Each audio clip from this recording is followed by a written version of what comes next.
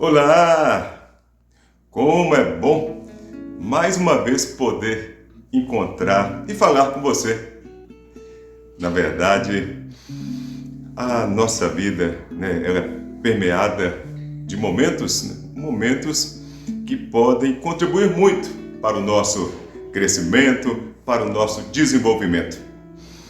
E algumas vezes podemos nos perguntar: será que sabemos cuidar da nossa vida? Será que estamos fazendo esse bom uso, esse bom cuidado do que é nosso?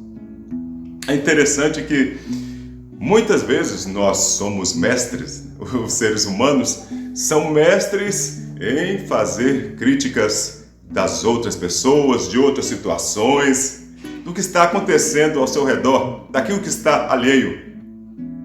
Contudo, será que nós somos críticos com nós mesmos? Será que fazemos essa autocrítica em nosso dia a dia? E isso é uma das ideias que faz com que nós possamos, por exemplo, nos desenvolver, que nós possamos aprender mais, se nós, ao invés de ficarmos apenas fazendo algumas críticas dos outros, que nós façamos a nossa autocrítica. Aí está o segredo do autodesenvolvimento, do autoconhecimento, assim como nos diz Sócrates, o filósofo grego. Interessante que muitas vezes na Bíblia e até em alguns momentos da nossa vida, nós poderíamos aqui lembrar uma palavra que diz Lesh Lehá. Sabe o que é? Lesh Lehá. Lesh Lehá é uma expressão que está lá em Gênesis 12, em que Deus, ele volta-se para Abraão e fala: sai da sua terra e vai ao encontro daquilo ou daquele caminho que eu irei lhe mostrar. E às vezes é preciso isso. É preciso que nós saiamos do nosso conforto, da situação que nós vivenciamos naquele momento, para que possamos nos encontrar. Lesh Lehá também pode ter o significado de sai para si mesmo, vem para ti. E realmente é nesse entendimento em que nós vamos poder nos defrontar com as nossas responsabilidades e podermos ir realmente ao encontro daquilo que intentamos de atingir, aquilo que objetivamos. E nesse sentido, precisamos, é claro, para alcançarmos isso, nós precisamos de mudar o sentimento muitas vezes, precisamos de transformar a nossa rota, de transformar o nosso pensamento. Por isso que há uma palavra conhecida de muitos de nós, é a palavra de origem grega, que é metanoia. Metanoia é essa mudança de pensamento, essa mudança de rota. Alguns poderiam dizer que se trata de conversão, de transcender, de sair de si para um novo conhecimento. A partir do momento em que nós entramos numa metanoia, muita coisa pode mudar em nós, pode mudar em nossa vida. E olha só, muitas vezes nós nos deparamos com situações que fazem nos refletir. Há poucos dias mesmo, eu estava fazendo uma corrida com alguns amigos, e observei que alguns não estavam seguindo o mesmo ritmo, alguns não quiseram entrar ou não quiseram dividir a mesma rota e pegaram outra rota, cada um com seus motivos. E aí nós observamos que vale nos pensar, vale nos refletir o quê? Será por quê, que nem todos seguiram o mesmo caminho, nem todos começaram e terminaram aquela rota. Aí é de cada um pensar e buscar o seu entendimento, a sua reflexão, o seu discernimento sobre isso. Porque é assim que nós vamos, com certeza, como a gente disse no início, fazendo uma autocrítica, é que nós vamos realmente nos desenvolver, que vamos crescer a todo momento. E interessante que nesse sentido nós vamos atingir o que nós precisamos cada vez mais, porque o ser humano, ele está aqui na Terra para isso. Nós estamos aqui para crescer, para nos melhorarmos, para que nós possamos evoluir, né?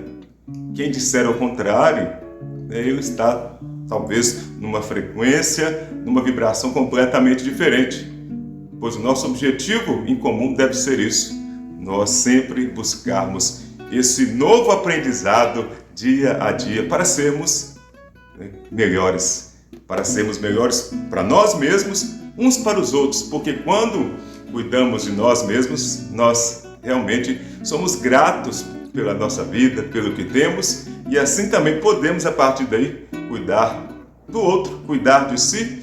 Em certo momento, em certo entendimento, vai ser depois cuidar do outro. Ou seja, cuidemos da nossa vida para que a gente possa cuidar também, né, de certo modo, da vida do outro, né?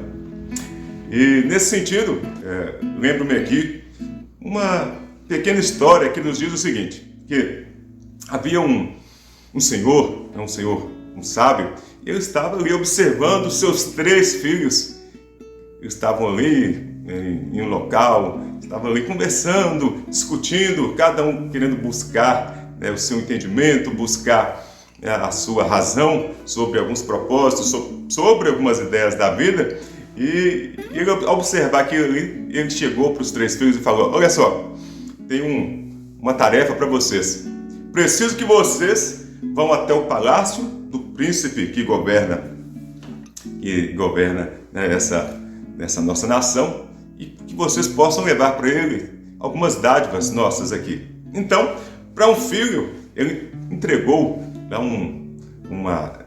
como se fosse uma jarra, um vaso de argila, e, né, colocou nas mãos de um dos seus filhos. Para o outro filho, ele pediu que ele conduzisse uma corça também para entregar de presente para aquele príncipe. E para o outro filho ele entregou, na verdade, um manjar, um bolo que era feito ali pela família, um bolo muito gostoso, muito precioso. E os dois, na verdade, os 3 receberam aquela missão, e os 3 foram então caminhando ali, né, por cerca de 3 milhas para poderem chegar até o palácio do príncipe. E foram caminhando.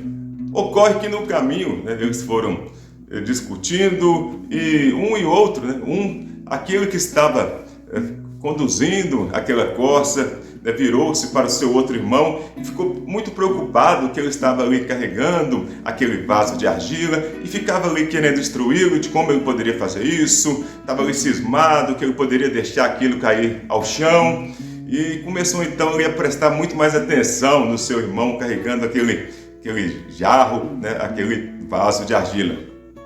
E por sua vez, né, esse irmão que estava lá depois com esse vaso, ele estava lá prestando atenção e querendo mostrar ao outro irmão de como ele poderia conduzir, né, aquele bolo, né, um bolo grande, né, que estava ali demonstrando ser bastante gostoso, saboroso, ensinando para ele como ele não poderia deixar de carregar, porque se ele dispersasse, se ele se distraísse, poderia tropeçar e então jogar aquele bolo, espatifar tudo naquela terra, aquelas pedras por onde eles estavam caminhando.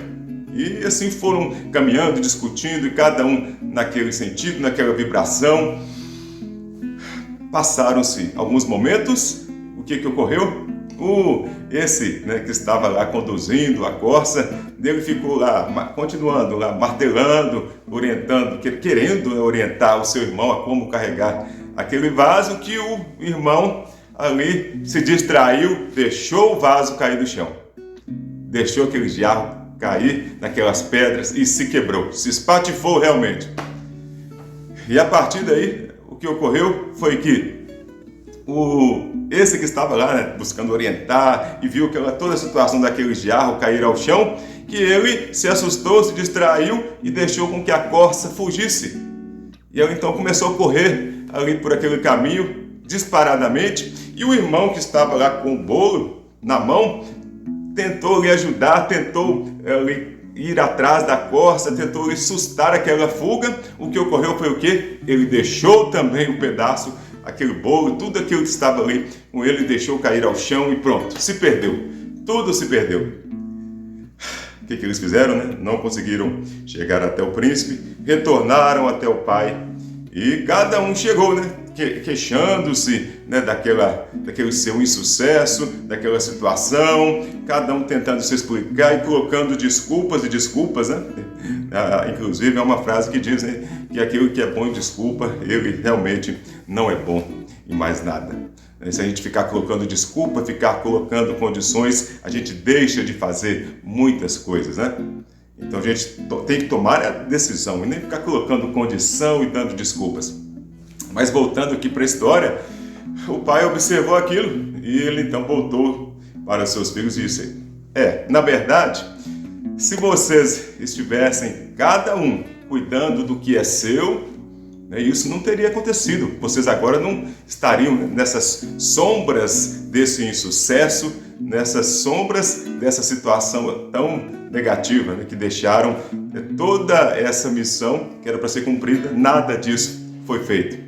E ele ainda continua, que na vida é assim, que às vezes o grande problema dos homens é cada um não ficar tomando conta das suas coisas, dos seus negócios e ficar realmente buscando, às vezes, até se responsabilizar só pelo que é do outro, pelas responsabilidades do outro, enquanto você tem um monte de responsabilidades para cumprir e esquece disso. E nesse sentido, é o que nós precisamos cada vez mais aprender realmente, a cuidar do que é nosso, a sermos gratos pelo que temos, a prestar atenção, a termos essa autocrítica, né? Como se diz lá em Mateus 7,3, né? Não adianta às vezes eu ficar apontando o dedo lá para os outros, eu ficar observando o cisco no olho do outro, se no meu tem uma trave gigante, eu é que não estou enxergando nada, né? Então é melhor eu olhar para mim para depois eu querer olhar para o outro. E é assim, na verdade, esse é o princípio do autogoverno também. Quando eu consigo controlar o meu comportamento, controlar as minhas atitudes, aí eu não vou ficar dando desculpas, eu não vou ficar cortando o caminho, eu não vou ficar mudando a minha rota sem necessidade, por achar que eu não consigo fazer, que eu não sei, mas eu ter a certeza, ter a consciência daquilo que eu tenho que fazer e eu governando as minhas atitudes, governando os meus pensamentos, eu vou fazer aquilo da melhor forma possível para chegar ao meu intento, para chegar naquele objetivo final, né? Essa com certeza é a nossa ideia. A ideia do autogoverno e não da autocomiseração, da autocompaixão, do coitadismo, né? Que a gente ficar querendo se explicar, querendo dar desculpas, né? Sendo que o sucesso, a ideia triunfal seria se eu realmente dissesse que eu controlo as minhas atitudes, eu controlo o meu comportamento, por isso eu vou fazer aquilo que eu tenho que fazer e vou chegar, né, ao meu objetivo, aquilo que eu mais quero, que é ter o sucesso naquela atitude ou em algo, né, que eu queira muito fazer, mas por eu não ficar alheio ao que está acontecendo ao lado, vou ficar concentrado, focado naquilo que eu quero, eu vou chegar, eu vou fazer, eu vou conquistar.